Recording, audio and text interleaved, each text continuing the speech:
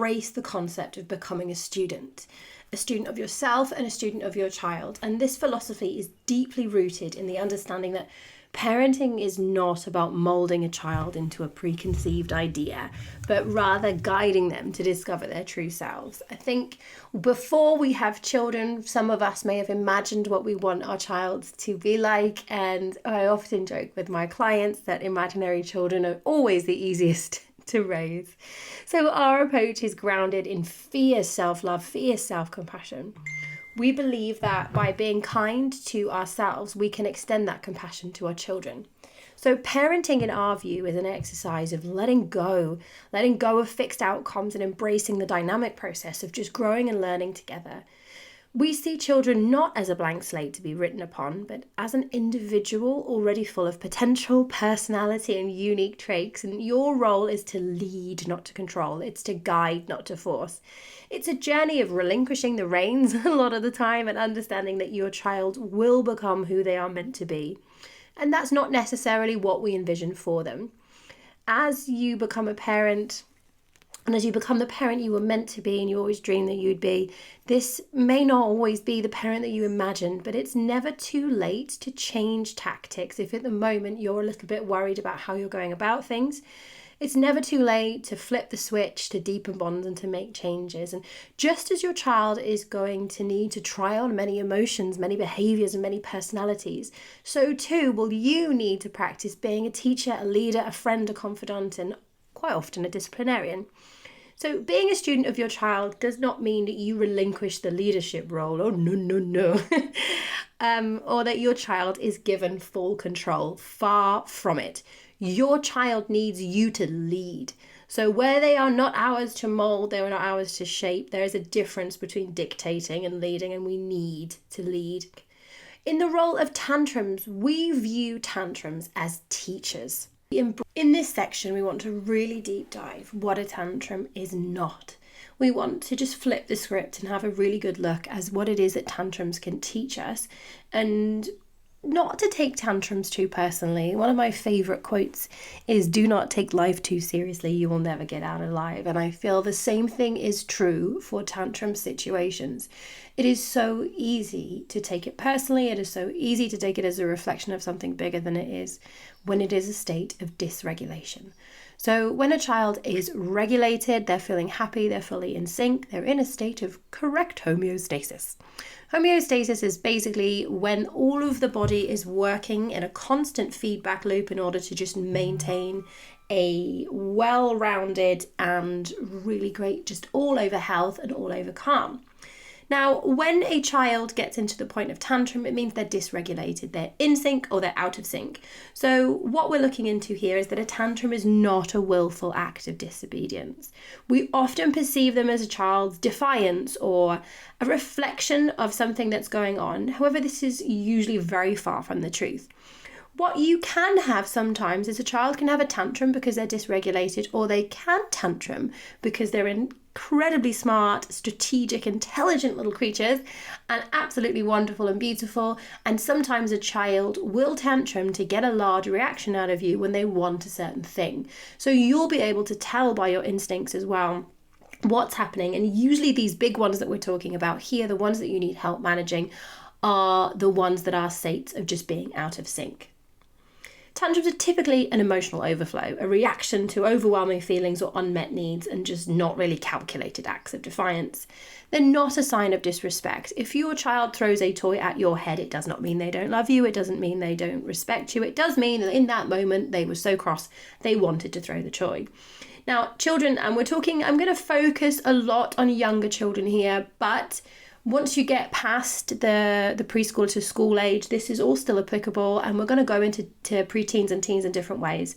But children, especially younger ones, are still learning how to regulate their emotions and reactions. A lot of us adults are still trying to get ahead of the curve with this one as well. So it's more about the internal struggle and less about the feelings towards you or the caregiver or what's going on in the here and now. Tantrums aren't an indication of bad parenting. They are a necessary point of growing up. A child needs to try on different behaviours. They need to try on different personalities. They need to push boundaries in order to work out who they are.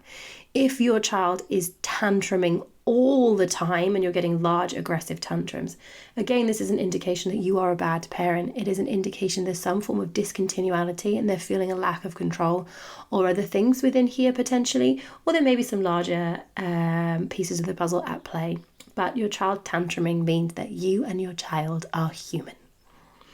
Your child is not rejecting you. You may have a child that doesn't really like too much personal affection or too many cuddles. You may have a super cuddly child. But in the moment of a tantrum, it's perfectly okay for them to push away any physical contact.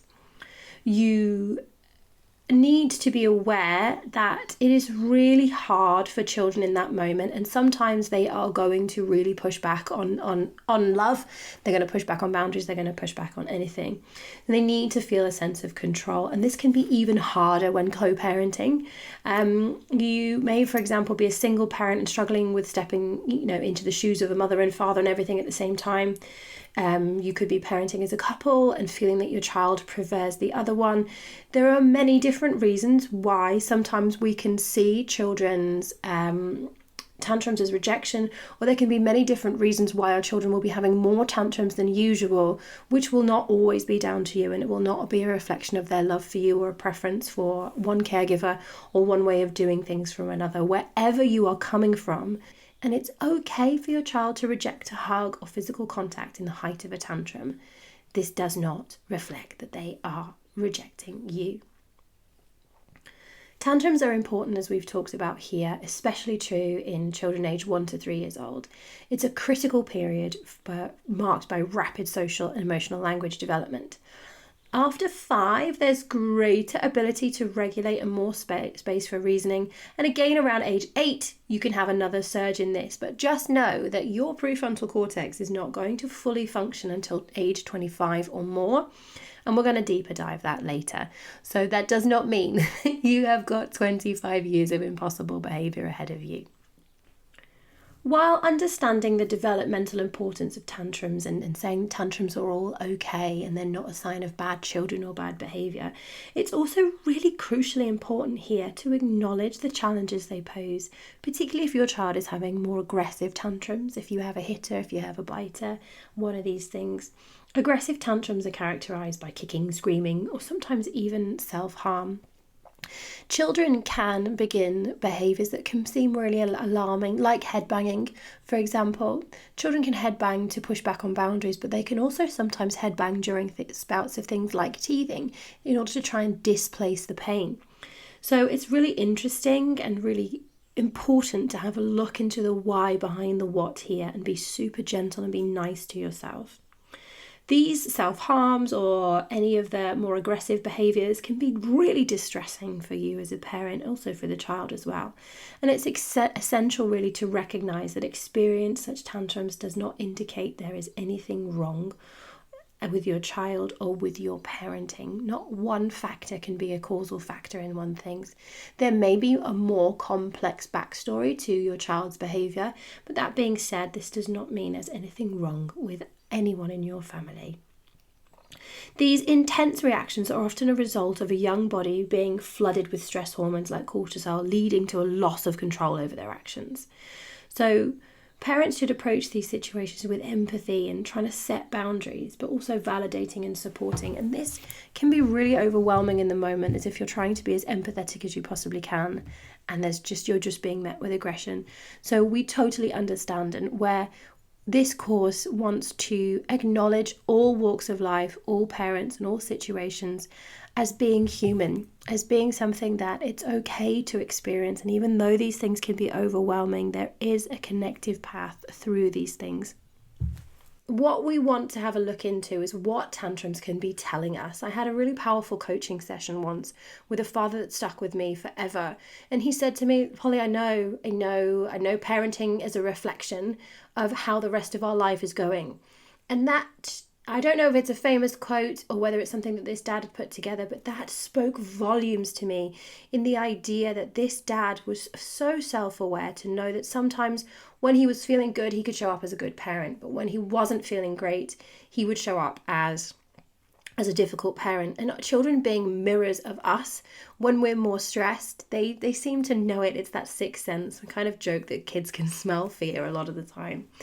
So our children's outbursts are frequently mirrors, but also our children tend to get the best and worst of us depending on how we've been at that day. So our children's behavior can often be a mirror to how we're actually feeling and how we're connecting.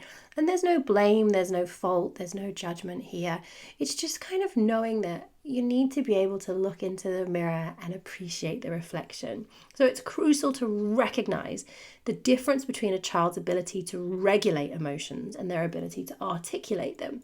So children from a young age can start to learn to regulate, although full self-regulation is a tool even some of us adults can't. But even if they are very emotionally adapt for their age, and some children can regulate from a young age, they still require co-regulation or effort on our part to calm them down.